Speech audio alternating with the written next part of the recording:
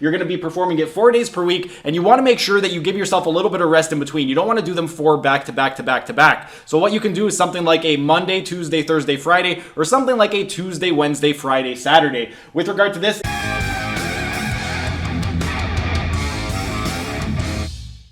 hey everyone, thanks for tuning in. Steven here with Team Euphoric, and today I'm going to be sharing with you guys an exercise routine to help you lose fat, build muscle, and increase strength. And it's going to be Charles Poliquin's German body comp program. This is month 3 of the 6-month program, so if you missed month 1, I'm going to include a link right up over here so you could follow along with in order. And I've made a few minor modifications to the workout. Before we get on with the breakdown, a couple of disclaimers. Number 1, you need to make sure that your diet is on point. You can't expect optimal results with a suboptimal diet, and if you need help with your diet, you can either check out this video right up over here or check out the nutrition videos in the link in the description. Second thing worth noting is if you want to maximize strength and hypertrophy gains, you need to make sure that you're following progressive overload. And if you're not sure how to implement progressive overload, then check out this video right up over here. And now we're going to get into the breakdown of the routine, but first, real quick, like the video and comment down in the comment section, as it would really help me out and help out with the algorithm. And if you're either new to the channel or haven't subscribed yet, be sure to subscribe to the channel and hit the notification bell so you don't miss out on any of the content. And now we're going to get into the breakdown of the routine. As stated, this is going to be month 3, so this is phase 3, and this is going to be your days 2 and 4 workout. You're going to be supersetting this with the days 1 and 3 workout. If you ended up missing the days 1 and 3, I'm going to include a link right up over here. But this one right over here, you're going to be performing it 4 days per week, and you want to make sure that you give yourself a little bit of rest in between. You don't want to do them 4 back to back to back to back. So what you can do is something like a Monday, Tuesday, Thursday, Friday, or something like a Tuesday, Wednesday, Friday, Saturday.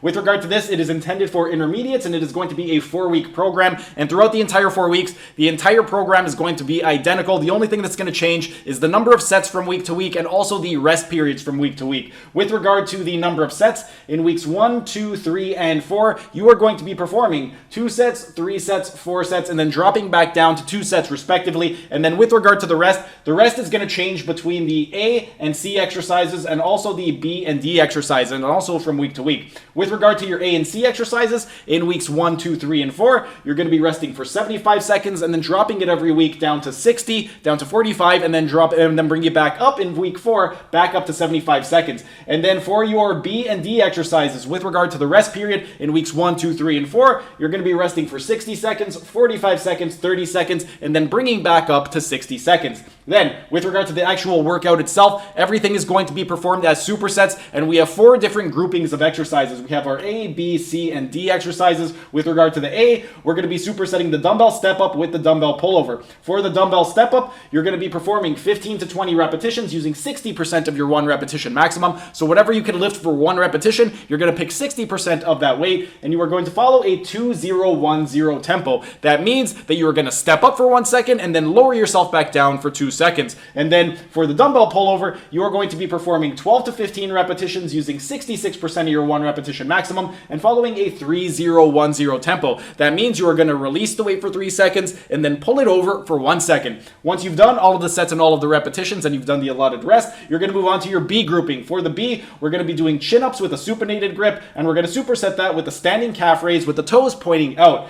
For the chin-up with the supinated grip, we're going to perform 6 to 8 repetitions using 78% of your 1 repetition maximum and following a 3-1-2-0 tempo. That means you're going to lower down for 3 seconds, you're going to pause at the bottom for 1 second, and then you're going to pull up for 2 seconds. Then, for your second exercise, the standing calf raise with the toes out, you're going to perform 12 to 15 repetitions using 66% of your 1 repetition maximum and following a 2-1-1-0 tempo. That means you're going to lower yourself down for 2 seconds, you're going to pause at that stretched position for 1 second, and then you're going to lift up for 1 more second. Then, once you've done all of your sets and repetitions and rested the allotted time, you're going to move on to the C grouping, which is going to be the Romanian barbell deadlift, and you're going to superset it with the high pulley cable crunch. For the Romanian barbell deadlift, we're going to be performing 10 to 12 repetitions using 70% of your 1 repetition maximum and following a 3-0-1-0 tempo. That means you're going to lower down to the ground for 3 seconds and then come up for 1 second. And then for the high pulley cable crunch, we're going to be doing 12 to 15 repetitions using 66% of your 1 repetition maximum and following a 3-1-1-0 tempo. That means that you are going to release the weight for 3 seconds, you're going to pause at the top for 1 second, and then you're going to crunch for 1 second. And then you are going to move on to your last grouping once you've done all of the sets, repetitions, and rest period, which is going to be the easy bar reverse curl with a mid grip and the seated easy bar French press.